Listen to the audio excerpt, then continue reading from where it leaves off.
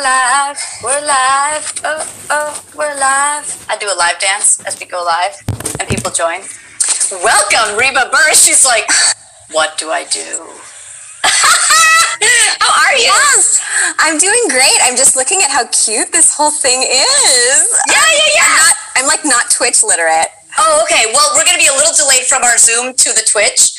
Make sure you keep the Twitch on silent. I forgot to say that. That way you only hear me on Zoom. And there's a tiny, tiny delay on your screen for Twitch. So you'll be like, oh, I said that just 5 seconds ago. Yes. But it's cool because then you kind of go, oh, my background's looking cute. My hair's looking cute. Anyway, guys, welcome. Thank you for your patience from 2 weeks ago when we could not be here. But now we are here with Reba bhur, who does so much freaking voice work. It's incredible. Just to mention a few, Len in Sword Art Online Alternative, Gun Gale Online. I did prep for that one. Yeah, Rose and Julika and Miraculous Ladybug. Nikaido. Indoro Hidoro. Princess Vana in Elder Scrolls Online. And Misty in Pokemon Masters. Woo woo! And I'll say hi to one of our regulars, Booty Farts 22. Booty Farts 22? Yeah, basically. I just love, like, when I see him, I love saying his name so people can go, wow, Booty Farts. Okay. I've gotten so used to Booty that it's just not even a thing anymore. But yeah, Booty. Booty is an awesome human being who also is very interested in voice acting. So welcome, welcome. And Deadpoolio, nice to see you. Hi, guys. Thank you so much for showing up. Reba. Hey, girl. So we met at the, I guess, rap party of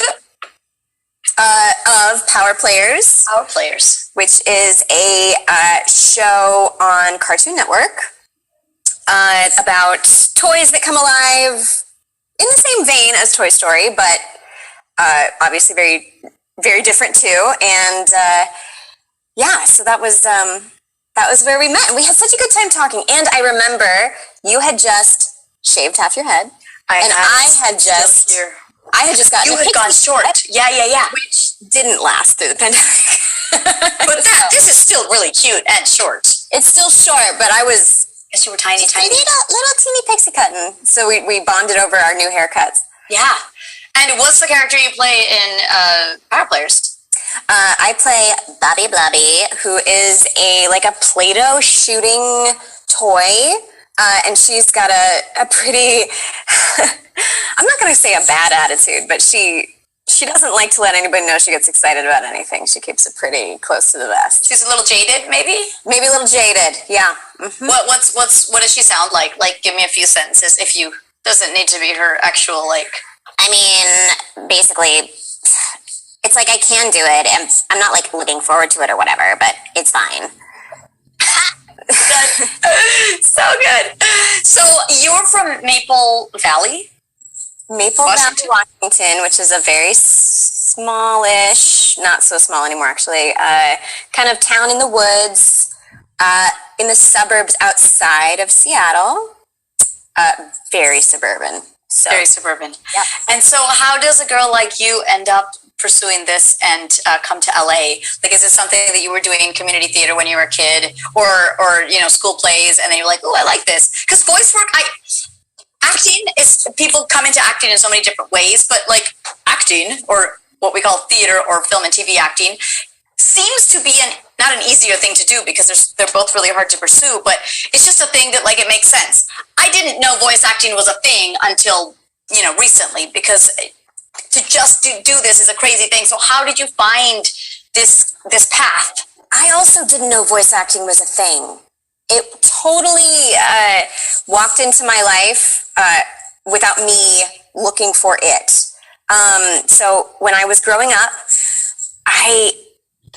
my spark turned on, my light lit up when I discovered theater and musical theater specifically. So I was around 13 years old and I was like, I gotta take singing lessons so I can sing beautifully, and then I'm gonna join drama class and I'm gonna sign up for the play, and all of those things just it all felt great. I loved doing it. And so then I started, doing community theater, which was like a little a little higher level than the school stuff, and I just knew I'm going to go to school for theater, and I'm going to go be on Broadway someday. And so that was my goal. That was my dream. I wanted to be just like Kristen Chenoweth or Sutton Foster. Those were kind of my heroes at the time. So I'm in college, and I ended up going to college here in Los Angeles, and they didn't have a musical theater program at this particular school I ended up going to. So what I did was I double majored in voice, which was more classical voice, which is what I had always studied in my voice lessons anyways. I was a soprano, so in my vocal training, I wasn't doing musical theater. I was doing art songs and arias and stuff like that. Yeah. And then, also double majoring in theater. So I was in LA, so far from New York, so far from Broadway. Yeah. And everything that was coming at me was, TV, film. Do you want to do this? And then another thing that kind of walked into my life was, hey, would you like to try voiceover? And I was like, sure, I'll try anything. They were like, we'll pay you some money. I was in college, so money? Wait, in college? What kind of gig was this? It was a dubbing gig. A director here in town, Ezra Weiss, who is a dear friend of mine, also taught Tai Chi at my college.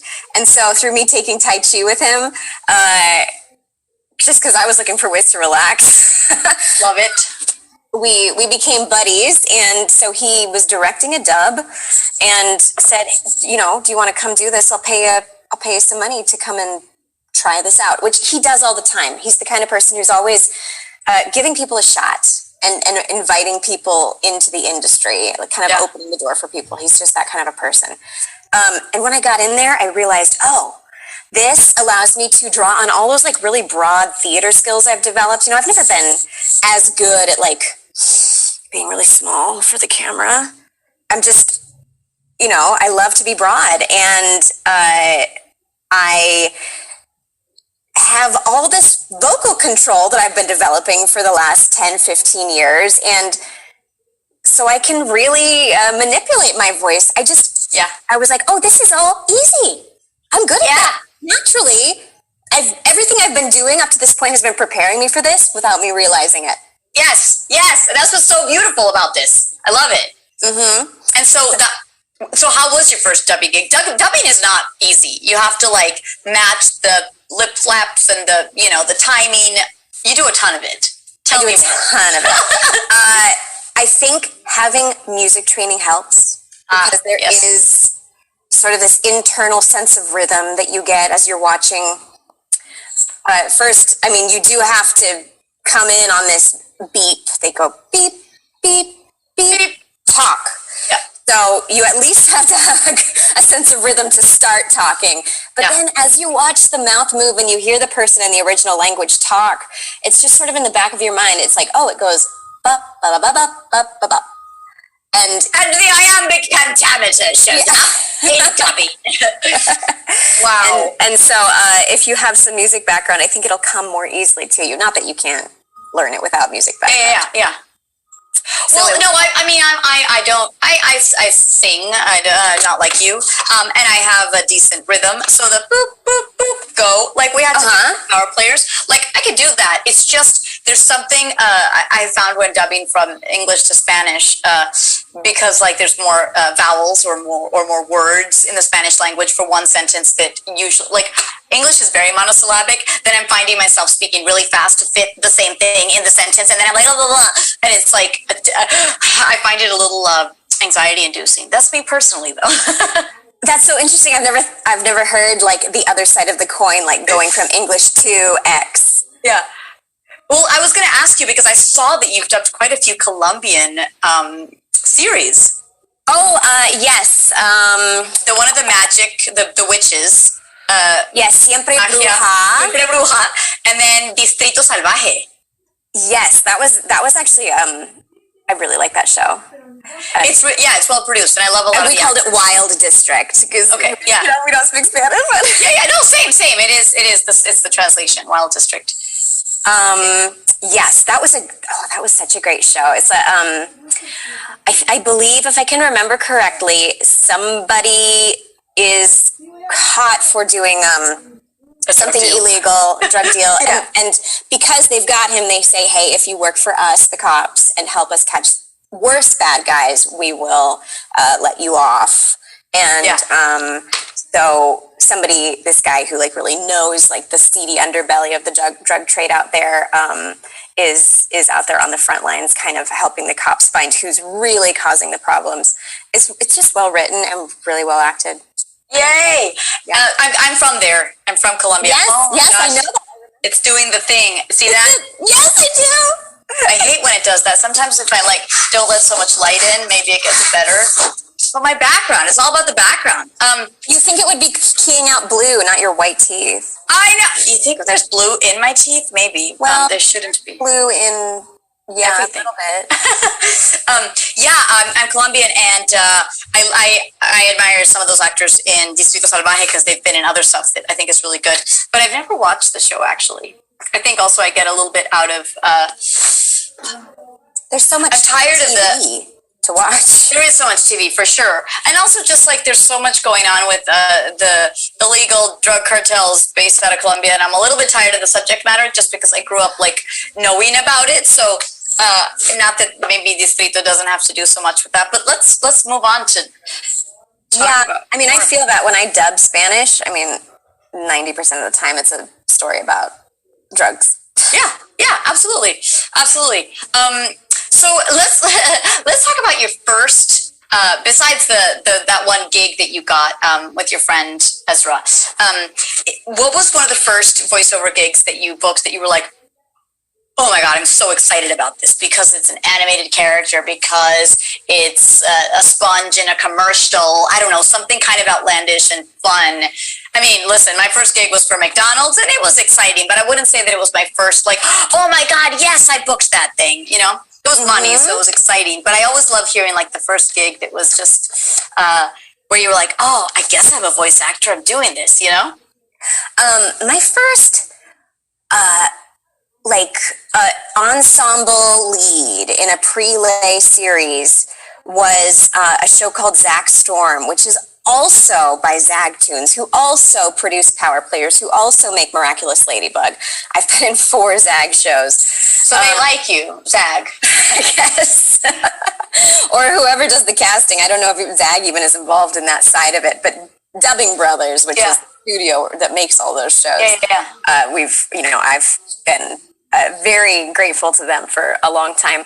I was playing a ghost, a little boy with a British accent, and I was very proud to have been picked to do all of those things. I was flattered that they thought my Cockney accent was good enough, and that I could convincingly play a boy.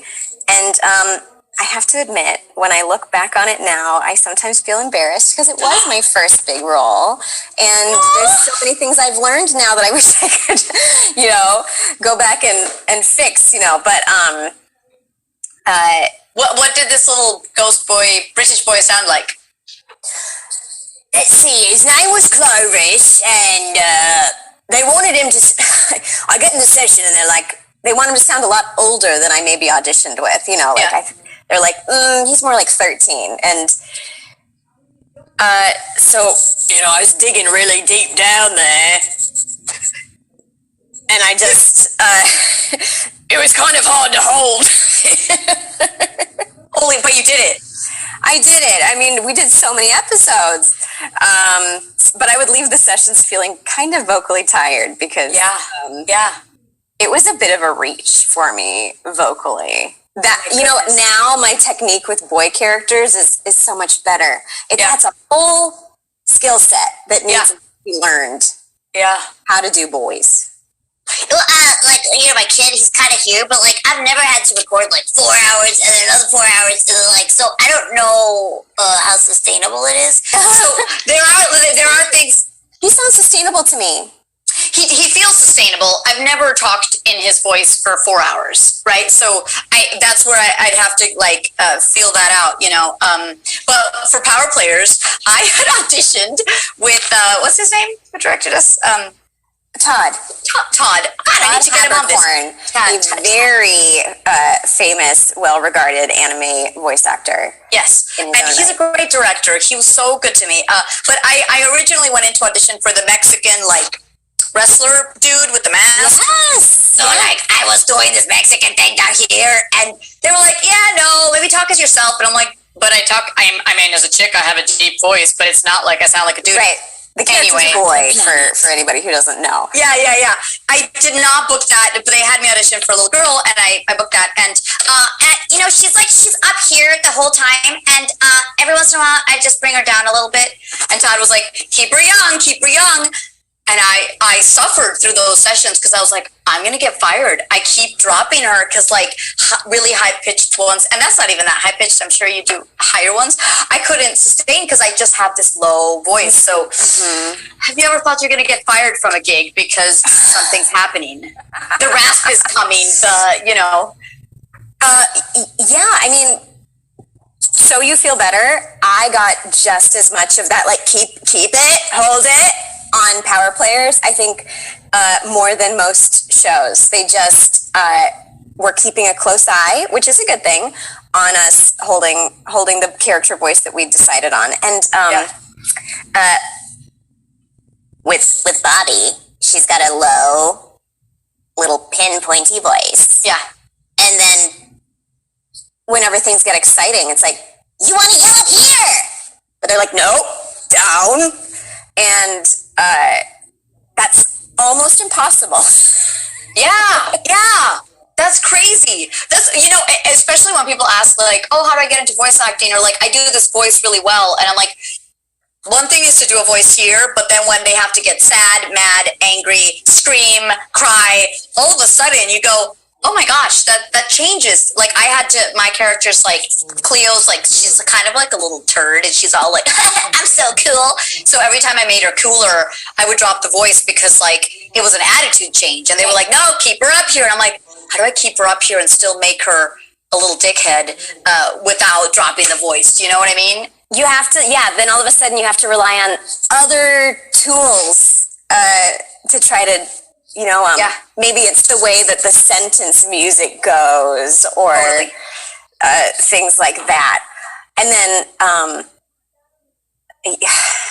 with shows where it's already animated, which is Power Players was one of those where, sometimes on your favorite Disney Channel show, they let you record the voices beforehand. They animate to your voice. So much better. It's so much better. But they've already animated it, so you have this amount of time no matter what you want to do acting-wise. Yeah. And that also makes it hard. Well, especially on Power Players, when you have some French men just putting in the words. Were most of you, when you heard the voice for Power Players, did you hear a French dude? I don't know what to do. My name is Cleo Le Bon. Throw the ball over here. I'm like, yes. That's not helpful at all. Can we talk about your Disney 365? What is this marvelous thing, and at what age did this come about? The Disney 365 is the Disney Channel doesn't air commercials. That's not something that they have on there. So the only things that they advertise are their own stuff.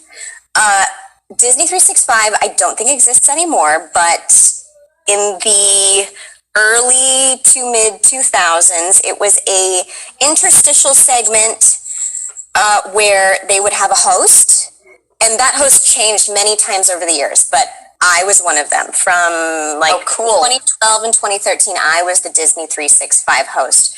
And what we would do is we would go to whatever was new and hot with the Disney company. So that could be a new cruise ship they were opening. I got to go on 2 new cruise ships, a new Broadway show, or an old Broadway show that they kind of wanted to be like, hey, remember Lion King is still on Broadway. A new ride at one of the parks. What a cool gig. It was so cool. How long did you do this for? About a year and a half, maybe 2 years. So we would fly out somewhere or drive if it was, here in California. And sometimes there would be a Disney Channel celebrity there with me, and we would maybe try out the new ride or the new whatever. So I would interview people who have new careers now past their Disney career, like Zendaya, Bella Thorne, Olivia Holt. I got to interview Jane Goodall once, which was very cool. Whoa. It was a super cool gig. Was Definitely this a full-time thing, or they would just say, hey, we need you at the end of this month only? Exactly. Okay. Yeah, it would be like, Disney wants a new Disney 365. Are you available these 2 days? Super cool. And so you had to do a lot of improv. It was just like, hey guys, it's Reba, this is what we're doing. Or you had a script that you had to stick to? Like, did you do teleprompter stuff? Both. Script for the intros and outros and things like that. But then the interviews would be more of a loose, maybe suggestions of questions to hit. But you gotta keep it flowing, right? Depending on how they answer. As you're doing right now, interviewing me, you probably have like a loose outline of the kinds of things you want to talk about, but depending on which direction I take it, you're going to adapt. Yeah, because if you're like, I hate voice acting, it's like, okay, let's not talk about this right now. Let's steer clear. You auditioned for this as a hostess, or how did this come about? Yes, I auditioned for it. I think at the time through a theatrical agent. I was maybe 23, pretty young. And that's a great gig. Such a great gig. Yeah. Now I have a hosting agent, so I continue to host, but that was sort of that first gig that I then took to the hosting agent and said, see, I do this. This is something I do. And then they took me on. So what percentage would you say, like currently now, if we were to just like zoom in on a month of Reba Bhur, you do like a handful of VOs a week, or like hosting, how's that fitting into the let's pretend that like COVID hasn't happened, right? Like if we were in normal times, because I know now everything's so different, but I would say that my main job as a host is auditioning. I've had one job this year, so it's small. Yeah.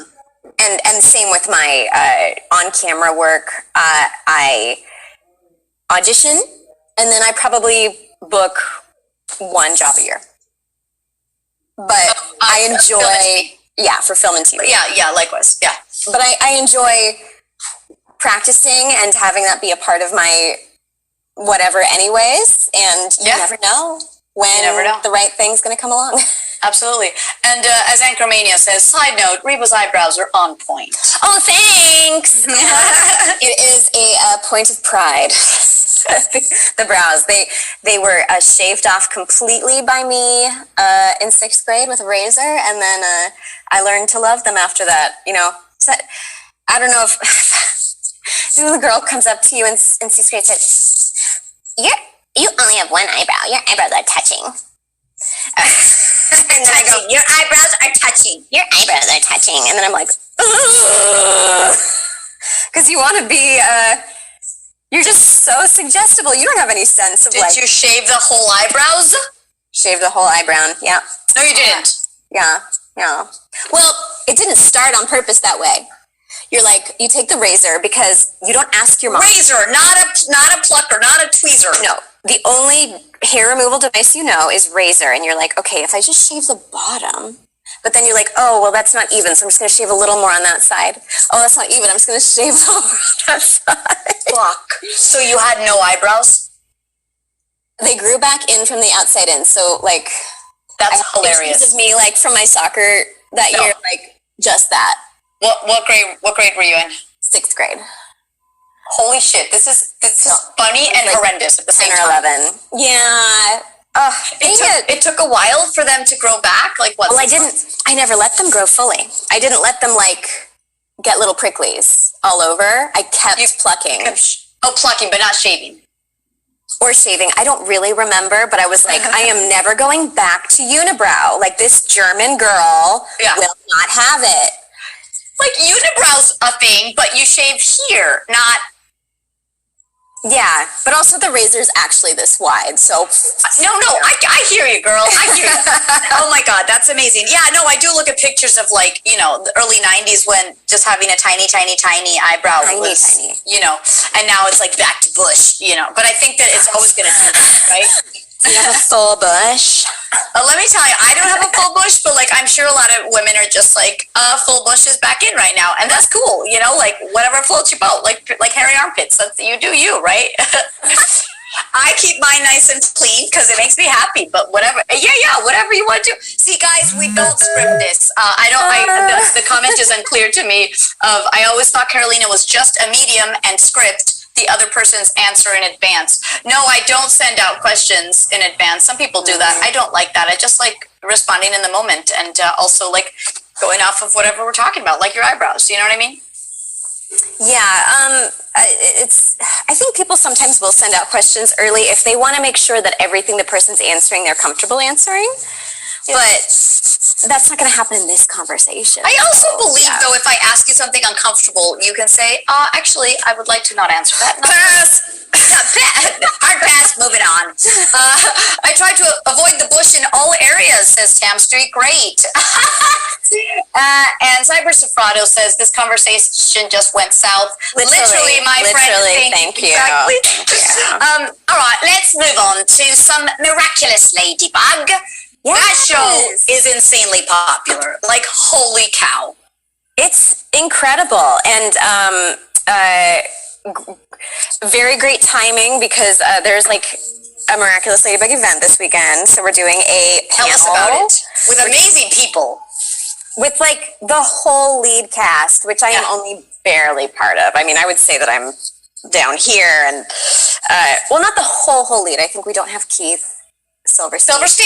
Bryce Pappenbrook doing it because they're busy recording other things. Yes, but yes, at 10 a.m. on this Saturday, 10 a.m. Pacific Standard Time on Angrian Agrest's Instagram channel, who is a very big fan social media person for the show. We will be doing a panel, and then there's a Streamly shop open at streamly.com/miraculous. Guys, head over there right now this weekend, and you can buy autographs from all your favorite Miraculous actors, and they will be signing them live on their various social medias this weekend.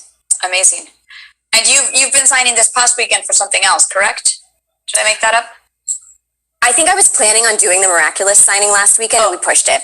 Got it. Okay. So that would be what's going on there. But yeah, so one of the big things that sometimes people get confused about or don't know is I play two characters, Rose and Julika, but I am not in the first season. The first season, those characters were played by Erin Fitzgerald, and who I had on the show. Oh, did you? Excellent. Is she in Overwatch with you by any chance? She's not, but she loves playing Overwatch. That's how I met her. And then it just come to think of it, I remember. So we used to be neighbors, me and Erin. We lived on the same street, totally randomly, and I would see her out walking her dog, and she had Overwatch gear head to toe because she just loves it, and she goes to the tournaments and all that stuff. Yeah. She reached out via Twitter or something wanting to interview me with her friend because they did a thing called the Waifus of Overwatch. And it was at the very beginning when Overwatch had come out. And so I just did a podcast with her, but I didn't realize that she did a ton of voices. I still lived in New York at the time. I wasn't placing people. Yes. And then once I got out here, I'm like, I'm understanding the world. And I realized she does a lot of voice work too. So that was really cool. Very successful voice actress. Yeah. So she is... It was a totally amicable transfer of the roles, and so I am in season 2 on. And she used to do those two voices, and now you do those two. Okay. In fact, we end up doing a lot of the same parts. When I was starting my career, I mean, she's so successful. She has no time for everything, and so she would be like, "Reba can do it," because I sounded a lot like her. So what's the one voice that can you give me Julika and the other one? I forgot her name. Rose. Yes. Rose is basically just the highest voice I can do. She loves all things sweet and romantic. Oh my God. And in contrast, Julika is like the lowest, mumbliest voice I can do. And in fact, most of the time in the show, she just mumbles and you can't even understand her. Wow. Kind of like in Pitch Perfect, that girl who like only whispers. That's funny. That's funny. Oh my gosh. Like, oh my God, I think I would shoot myself. But she also sounds like a weird witch or something. I don't sound like a kid. Oh my gosh. I'm amazed at voice actors. Like, it's just so much crazy talent. I got some pretty high notes in there. Yes. So much so that Zoom literally just cut them off because it's so high. Yeah, yes. It cut off yours too. So very high. So tell me about how have you been able to incorporate your classical training into? I mean, yes, in voice placement, but do you sing a lot with characters, or is that something that comes up? I do get asked sometimes to sing. In fact, in Miraculous Ladybug, they're in a band. Rose and Julika are both in a band, and Rose is the lead singer. So there's this song called "I Love Unicorns" that they actually had me record and mix. So that's like a real song. But I will also say that I sing so much less now, and it makes me kind of sad. But it's like you only have so much voice in a day. And when you use that voice up voice acting, there isn't any left to sing with. Or to talk with sometimes. You're just like, no more. So I had to let singing go by the wayside because it just honestly wasn't paying my bills. Yeah. And so now when I do sing, I have a lot of training. I have a bachelor's degree in it, but because I was like so in such great vocal shape at a certain point, now when I sing something, I'm so critical of myself because like it's not there. That, but it's still here, which is more than so many people, but I understand what you're saying. Yeah. Absolutely. Can we talk about this Gun Gale Online stuff? Yes. Sword Art Online. So Sword Art Online is a very popular anime. And Kirito is the lead character in that, who is played by Bryce Papenbrook in the dub. Jeremy Lee plays the Asuna, this kind of female lead of the show, and people love it. And it all takes place inside of a video game. I think the main premise of the story is it's a VR video game, right? So you put on your VR headset and you're totally in the world, but then something breaks or something bad happens. So basically it becomes true that if you die in the video game, you die in real life. So now we're not just playing a game anymore. Scary. It's scary, but it's also...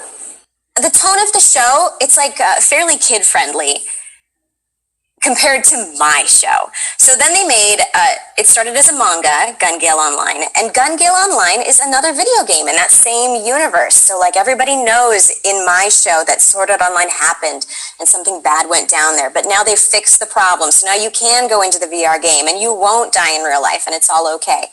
Okay. So we are just there to play. And my video game is different. Sword Art Online video game is kind of medieval and we fight with swords. And in my video game, we fight with guns. So I hear the fan base is kind of rabid. Have you felt that? SEO is pretty good. The fan base is kind of rabid though. I didn't get no hate whatsoever on the video game. I think that maybe the SAO fan base can be rabid about SAO.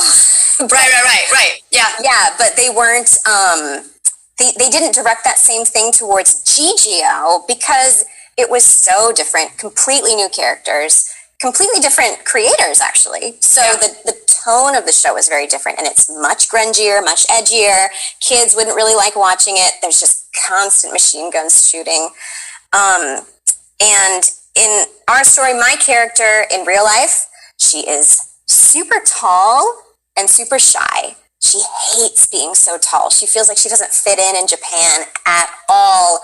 And all she wants in the world is to be little and cute. So... oh, what does she sound like? Once again, she's kind of one of my higher voices. It was another case where they wanted me to play, her with one voice in real life, and then her with another her voice in the video game. It's so cute. I just want to put her in a little, like Bella's character in Miraculous. I just want to put her in a little box. Yes, you know? she's really cute. So she like tries all these different VR video games, and it kind of gives you an avatar in every single one. And she hates the avatar, hates the avatar, hates the avatar. And then when she gets into Gun Gale Online, they finally give her a cute little girl, which is what she's been looking for. So that's the one she decides to get really good at. And then she gets really good at playing it and kind of beats everybody. And my co-star in that is Allegra Clark, who I know you've had also on the show. And she plays Pito Hui, who is like my best friend / my nemesis / my best friend. And like, so we go on this whole journey together, playing with each other and then against each other. Yeah. She does a great job. How did you book this gig? How does one book anime? It's a mystery to me. Do you not look at anime a lot? No, not at all. You have to know the studios and they have to know you. So you just have to get on the individual casting roster for every studio. And that was Bang Zoom. So you gotta know Mami Okada. And and I just like Google it and write a random email to Mommy and say, I'm another voice actor. I'm another one. Hi, I'm another one. Wants to be in your I think what I did database. was I found a class she was teaching through one of the many places you take voiceover classes here in town. Yep. Went to the class, and then after the class, I said, Mommy, thanks for the class. Here's my reel. And it worked, you know. Cool. I started getting the auditions from Bang Zoom because my reel was good, because I was already trained. You know, it's for those of you who are looking to start, it's not as simple as throwing yourself on an email list at people before you're good. You know, first take the time to get good. Make sure that demo you're sending to them is impressive. So if you send them a crap demo, you're not only not going to impress them, you're going to do the opposite. You're going to make a bad impression. And so even when you get good 2 years from now, they might still remember your crappy first demo. Yeah. You don't want to do that. Yeah. So I sent out 7 crappy demos, guys, and I was on blacklists. No, I'm kidding. Imagine. But, you know, it's not a blacklist. It's just they might associate your name. They might remember your name and associate your name with, oh, I remember them. They still have a lot to learn. They're kind of green. Yeah. That's what happens. You don't need that. Absolutely. I think there's a fine balance, right? Because I think also as performers, I don't know if everybody, but we're perfectionists and we're waiting for the perfect this and a perfect that. And like sometimes you're like my first voiceover demo, my commercial demo was not perfect, but it was good enough, you know? And so you have to start somewhere. So I think there is that balance of don't just throw spaghetti at the wall, do your training, be prepared, feel ready. Because of course, when I look back on my first demo, I go, oh my God, that was young. But then again, it was that age range where I was learning to do this and that. And then, you know. And you are allowed to be a beginner. And you're allowed to be human. Everybody's allowed to start somewhere. Yeah. You just need a couple honest ears on something who do know what they're doing, you know, because they can tell. First of all, there's just the production of the demo, period. Like my first one, I tried just making myself on GarageBand because I didn't really know how the industry worked. And I sent it to a friend and they were like, no, not really. And that was hard to hear because I thought, no, I did it. I made demo, right? Not knowing that we'll pay $1,000 to $3,000 for these things. More like 1,000. And then, but also the things you're putting on there, the things I was putting on the demo that I thought, oh God, I'd love to do this, I'd love to do that.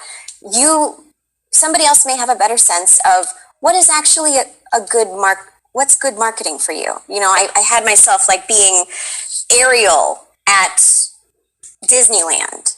Well, they've already got a voice for Ariel.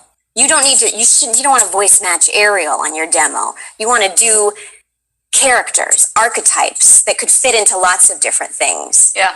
Or a slight version of Ariel with a different accent or a higher pitch, like, because they do exist in our like character. Princess, ingenue, young girl for sure. But if you're, I mean, I was literally, hi, I'm Ariel. First of all, I didn't even sound exactly like Ariel. So I wasn't even a good audition for an Ariel voice match. But, you know, the person who does Ariel for Disney, she's booked and blessed already. Yeah, yeah.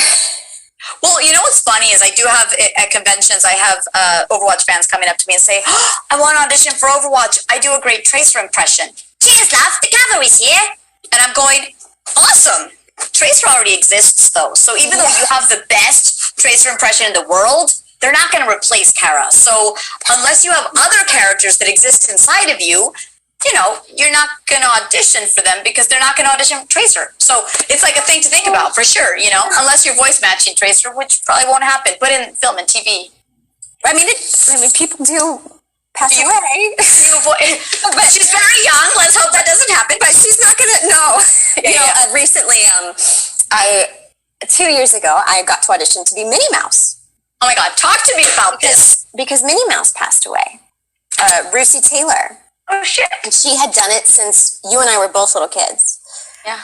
You know, since the 80s. So that was a... As you were going to say the 60s. I'm like, honey, we were not born there then. 80s. Yeah. But our whole entire lives, what we associated with Minnie Mouse. And so they had to send out a casting call to be the new voice of Minnie. And the voice of Minnie is now Kate Robrock. And... but it was exciting, you know, for all of us to audition for that. So a long character like that. I mean, yes, it does come up, but that's a one in a million. How was your Minnie Mouse? Hello, everyone. Hello. Remember, we love you.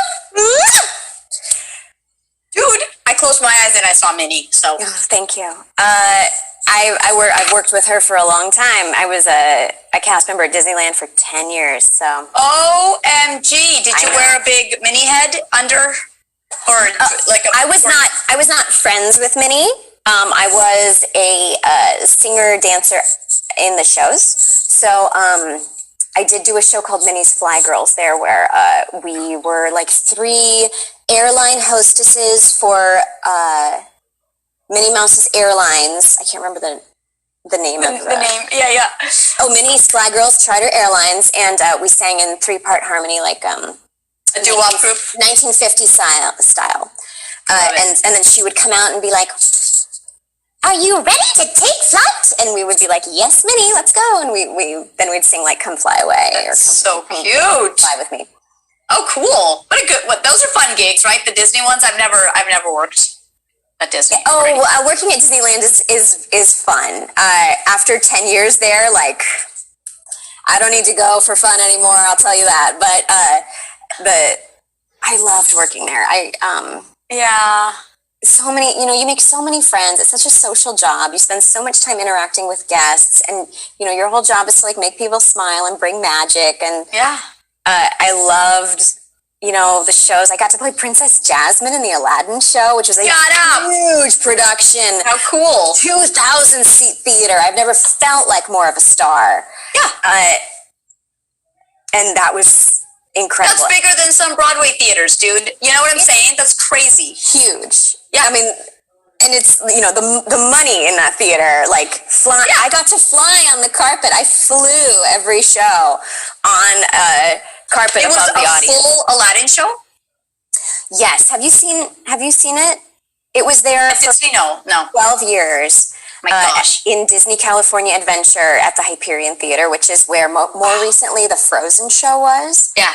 And they one of the things that happened during Whole New World is you get on the carpet with Aladdin and the carpet goes down below the stage, and then the next thing the audience sees is up in the sky, Aladdin and Jasmine on a carpet flying over the audience. That's awesome! It's a body doubles, but because there's no way to get all the way up there. Right. That makes sense. Yeah. So depending on which show you were in, you were either Jasmine or the Jasmine double. So you did 2 as Jasmine and 2 as the double. And when you're the double, you get this big harness on, and they lock you in, and you go, oh, so high. That's amazing.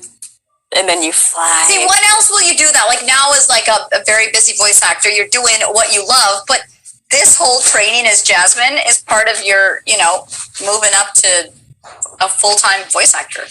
Yeah, it was. Yes, I was just starting to do VO when I was doing that job. That was such a fun job. Oh, cool. We have a comment here. Hold up. Forget SAO. Reba voiced Maine from Ascendance of a Bookworm.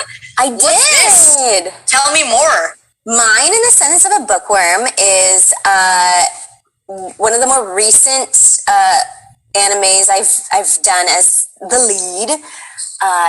It's an isekai. Do you know what an isekai is? No, tell me more. Let me educate you. And this is like the blind leading the blind, because I'm also like such a anime rube. Isekai is a genre of anime where you suddenly wake up in a new world that you don't know anything about. So you have to learn how the world works. Kind of cool. And it happens often enough in anime that they gave it a name. So in this one, she dies in her world and wakes up as a 5-year-old girl in this new world. And she loves reading so much. And this world doesn't have books or paper.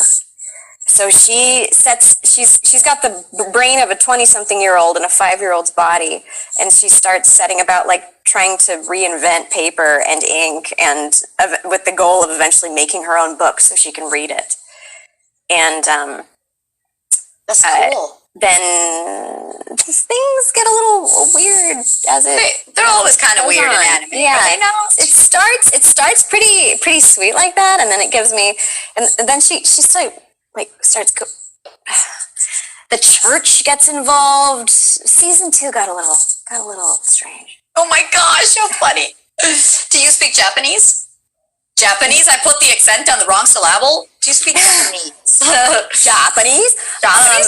No, I don't. But there are some words that you can't help but learn as you watch so much Japanese while you're dubbing it. So yeah. I think let's see. I know nani, and that means like what, and nando, which is I guess is more of like a and sugoi is like amazing. So that's what I can think of right now. And arigato. Oh, arigatou gozaimasu. Oh, also, I used to wait tables in a sushi restaurant, so I do know all the sushi words. Yes, and Ohio, just like the basics. Hello, thank you, goodbye. Mm-hmm. They always, at the sushi restaurant, they make you shout, "Irashaimase!" whenever anybody comes in. Irashaimase! Which means welcome to the restaurant, or welcome to whatever. That's kind of cool. You're like, yeah, whatever, great. And then in Japan, like in America, yelling at somebody right when they come in the door is a little jarring, but in Japan, that's polite. So I was just gonna say, like, it's like, hey, welcome, and you're like, yeah, what's up? Yeah, super cool. I want to hear more about Pokemon Masters. Misty does not sound like a very, Japanese name, but let's delve into Misty. Are you a Pokemon fan, first of all? Because that's like a big thing. When I was a kid, I remember when Pokemon first started, and I remember the Pokemon show that was on TV. Ash Ketchum is the main guy, who is now voiced by my friend Sarah Natacheni, in like the ongoing anime. To be clear, I am not in the ongoing anime, just this one game. But then Misty was like the second female lead. So when they told me I was playing Misty in this video game, I was confused. I was like, surely there's a Misty already established. That's such an important character in the Pokemon universe. Yeah. But as is common with a lot of things, when people make a video game, it's made by a completely different company than makes the animation. Because it's just two different skill sets to make a TV show versus to make a video game. So it's not uncommon to hire a completely different actor to play the part. They don't always go to the effort to keep that consistent across the property. It almost seems easier to just call the ones that do it rather than do a whole casting call, right? Yes. This was pre-COVID, so we were still going into studios, and I bet those people live in New York because they do dub it in New York. I see. But now that everybody does everything remotely anyways, it would be totally normal. Yeah. And I'm not sure if the Japanese, somebody's asking about, Misty doesn't sound like a Japanese name. As far as I At the know, rights, they wanted to westernize it, thus changing names. So Pokemon US is based out of Seattle, so there's a lot of American oversight of the brand as it's released in the US. So, but also maybe when Pokemon was being developed in Japan, they did name the character Misty. I'm not sure. I mean, they certainly had an eye on it being an international product. I mean, I was joking about it not sounding too Japanese. I'm sure they also, think of the fact that it's a world phenomenon, so it doesn't have to be. Right. I mean, recognizing names is probably a smart call for them. Yeah. To give it that sort of international appeal that not all anime type products managed to get, but Pokemon certainly did. It is. Yeah, absolutely. Whereas a lot of other anime, a lot of people go, ooh, I don't like anime, so I'm not going to watch that because it's anime. Yeah, it's like there's a huge part of the population that loves anime, but the people that don't, it's because they don't really know it or just think it's this Japanese. They have ideas about what it is. Yeah. A lot of that are correct. You are going to get that sort of and the all that stuff. Yes, we don't do it in America. Yeah. I was going to ask, in terms of video games, what would you say? Do you enjoy working on video games, and what would you say are the bigger ones that your character just was really fun to do? Or because I know you're in Fire Emblem and Final Fantasy, and the list, guys. Go to her IMDb right now. Vindictus, The Elder Scrolls Online. Oh, which we mentioned. Has that been a fun experience for you, screaming and grunting and dying? I don't end up having to do as much screaming and grunting and dying as most boys do. I usually get the part that has less of the so I'm very lucky because that can be really hard. I don't know. I don't play Overwatch, so I don't know how aggressive your character's voice work is, but we all die in very different fashions. So there was a session or two where it was all just and after a while you're like, but I mean, definitely every video game I do have to do a pass of 10 deaths, hits, taking damage. Yeah. But it's always short enough and over quickly enough that I don't leave that's it. I can't talk for the rest of the day. Whereas I know so many boys are they have to play the character that talks like this. And then dying in that voice has got to be horrible. I'm like, oh my God, Venom or something. Oh God, I feel so bad. I'm always just hi, we're going to fight now. Hi, yeah. Reaper, yes. That's another, those really growly ones. Here we have Kirito. Thank you for the autograph. Yes, Kirito. I haven't signed your autograph yet because I'm signing it this Sunday live on my TikTok at 12 p.m. Pacific. So that's when I'm going to sign it for you. And then it's going to go out in the mail to you. So thank you so much for buying that. My Len art on my Streamly shop is so beautiful. Check it out, guys. Danny put it in the chat earlier. Streamly.com/Reba bhur. Easy. Streamly is great. Such an easy way to find. But going back to the video game question, I think working on video games is especially fun because the acting is so real. And as the video games get better and better, and they get more and more cinematic, it's just so exciting because it's you're in a movie. And when they're doing performance capture, which I haven't done many performance capture jobs, but I'm always hoping to do more. You can be subtle and tell the story with your face as well as with your voice, which is not something that's usually afforded to a voice actor. Mm-hmm. And it's this is going to be the highest form of art pretty soon, video games. Yeah. This is going to be where the best stories are told. It almost already is because people are going to be able to interact with it, and the actors are going to be able to give a full performance where their body, voice, everything. Yeah. But it's also going to you know what? I'm not going to go there. That's just, I'm like breaking this down, and we don't need to break that down right now. Have you ever done a motion capture job? I have. Yeah. So for cool. quite a few videos. No, it's super fun. I've never had to do like, I lie. Yeah. I was thinking like really deep scenes, like where my character breaks down and like, like super emotional stuff. Usually it's just like soldier things. What's happening? We're around the campfire. We're getting hyped because we're going to go into battle. So we're listening to the boss. And we're like, yeah, guns up, like the whole thing. But I haven't had very realistic scenes where I'm just having a conversation with somebody. It's usually like some shit's going to go down, well, in the video game, there's probably like 90% that, and then two scenes that are really deep. So it's like two actors out of the whole game get to do that sort of like thing. But you're still, I don't know. It's still just really, really real. A game where you're going in by yourself for the session. You're not seeing any of the other actors. You're doing all of your battle cries just one after the other without a lot of context for what the moment is. So you do everything you can to it, but you're limited. Yeah. No, it's a fascinating medium, and it is getting better and better. And the cameras they're making are amazing. And like I think that people more and more want to interact with what's happening.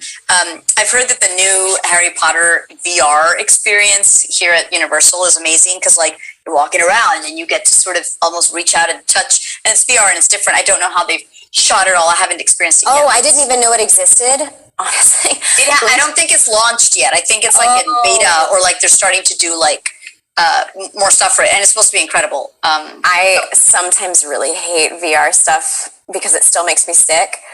But for Harry Potter, I will do it. I think you can like actually get on a Quidditch broom and do your thing. So you might get sick, but you might still want to do it. I have a rule at Universal. I don't know how often you go, but I have like a 1 VR ride rule. So you can go on like 6 if you just want to go on every ride at Universal. But for me, it's like, okay, pick your one. Because after that, I'm blowing chunks. You are amazing. I don't go enough to have rules like that, but I will start thinking about that if it's a thing. I want you to help me shout out the subscribers that subscribed while we were on today. They're not a lot, but if I give you the screen name, can you use a funny voice or a cool or a scary voice to say thank you? Oh, sure. Sweet. Okay. So for one month at tier 1, the subscription goes to Positive Vibes.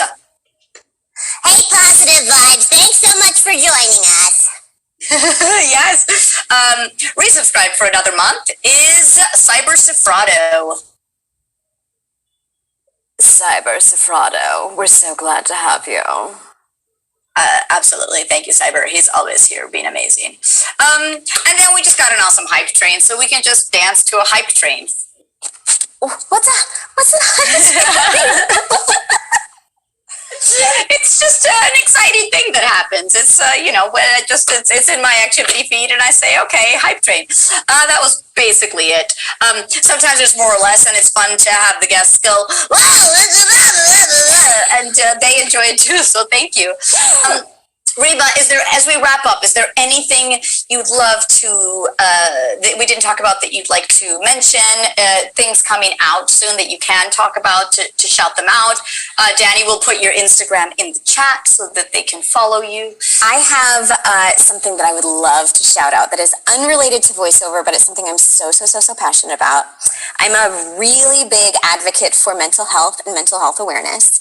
I have had anxiety and panic disorder all of my 20s. I do really well now, but it's been a huge thing for me. And so I have started an Instagram account called Get Thee to a Therapist. So it is at get.b.2.a.therapist. And on it, I give advice about managing mental health conditions and how to find the services that can really help you. And it's all in advance of a book I've been writing. So if you are somebody who deals with mental health challenges, anxiety, depression, relationship struggles, bipolar disorder, anything like that, give it a follow, and you may find that there's helpful tips on there for you and some nice community.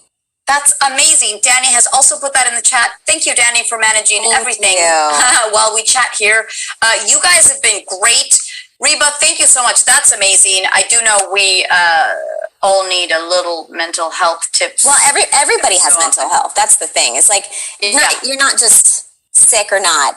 We all have mental health. There are levels of where we're at different moments in the day too. Yeah. So definitely appreciate that. I'm going to give it a follow. Thank you so much. And thank you for joining us. I hope you have a great session after this. I will. Thank you so much. It was such a pleasure to be here and see you again after so long. So thank you guys all so much. Bye-bye. But guys, keep booping and booping. Boop.